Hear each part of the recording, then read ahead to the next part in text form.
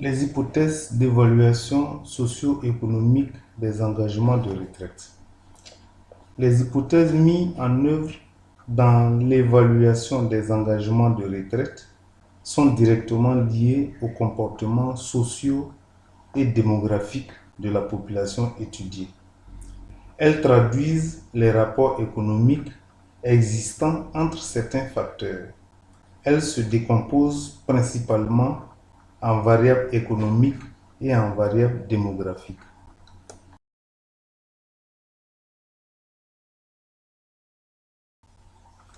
1. Variable économique. 2. Variable démographique. 1. Variable économique. 1.1 Taux d'actualisation. 1.2 Taux d'évolution des salaires.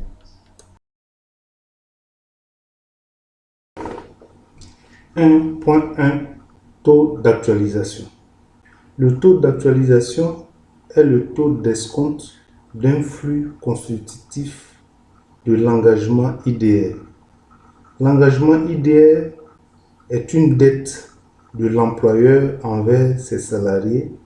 Le taux d'actualisation est donc le taux des intérêts servis sur la dette. Le choix du taux d'actualisation est fortement encadré par la norme comptable internationale IS 19. Selon la norme IS 19, il doit être déterminé par référence à un taux de marché à la date de clôture fondé sur les taux de rendement moyens des entreprises de première catégorie de maturité cohérente avec la durée résiduelle moyenne estimée de la prestation évaluée. Dans certains pays d'Afrique, le marché ne dispose pas d'obligations d'entreprise de première catégorie. Les obligations d'État les plus longues sont les emprunts du trésor public. Seules ces obligations cadrent avec les dispositions de la recommandation de la norme IS 19. 1.2 Taux d'évolution des salaires. Il s'agit de ce que l'on peut appeler un taux d'expérience qui peut être calculé à partir des données statistiques internes de l'entité. La disponibilité de ces taux sur plusieurs années permet de calculer ce type de taux.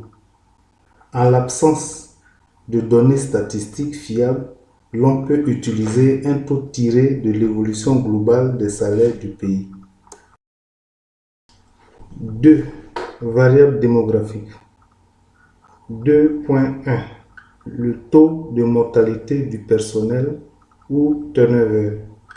2.2 La probabilité de survie, la table de mortalité. 2.3 L'âge de départ en retraite. 2.1 Taux de rotation du personnel ou turnover. On appelle turnover la rotation du personnel d'une entreprise. Le taux de turnover est le rapport entre la somme du nombre de salariés entrés et ceux ayant quitté l'entreprise à une date donnée et de l'effectif moyen des salariés de la même année.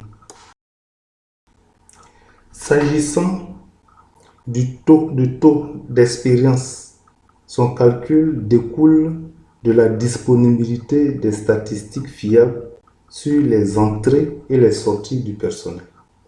En l'absence de telles statistiques, l'estimation du taux peut être faite de l'observation de l'évolution du marché du travail. Depuis plus d'une décennie, les travailleurs sont préoccupés à conserver leur travail qu'à vouloir en trouver de meilleurs. La rotation du personnel, si elle n'est pas nulle, reste modérée. 2.2 La probabilité de survie.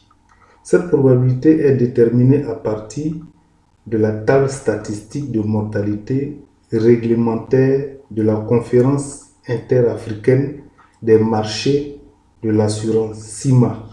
Par exemple, la table indique le nombre de survivants à chaque âge pour 100 000 individus à la naissance sans distinction de sexe. 2.3 Âge de départ en retraite. L'âge légal de départ à la retraite dans certains pays d'Afrique est de 60 ans. Conclusion. Les engagements sociaux sont sans conteste l'une des grandes problématiques de la gouvernance d'entreprise dans le monde. Ils sont constitués pour l'essentiel par les engagements de retraite, dont notamment l'engagement IDR. Ils concernent toutes les entreprises au niveau mondial et portent sur de forts enjeux stratégiques, financiers et sociaux. Les risques d'évaluation actuarielle de ces engagements sont essentiellement les risques d'hypothèse de taux. Il est donc important que les principaux acteurs internes et externes impliqués dans l'évaluation de ces engagements soient formés sur le rôle et l'importance de ces taux actuariels. C'est pourquoi l'entreprise 2IFC SARL recommande aux directeurs administratifs et financiers, directeurs des ressources humaines et toute personne impliquée dans les travaux nécessaires à l'évaluation actuarielle des engagements IDR de commander nos séminaires de formation intra-entreprise ou par secteur d'activité. Nous restons à votre disposition pour tout besoin d'informations supplémentaires en rapport avec le présent cours d'initiation gratuit. 2IFC SAL, site web www.2ifc-ci.info.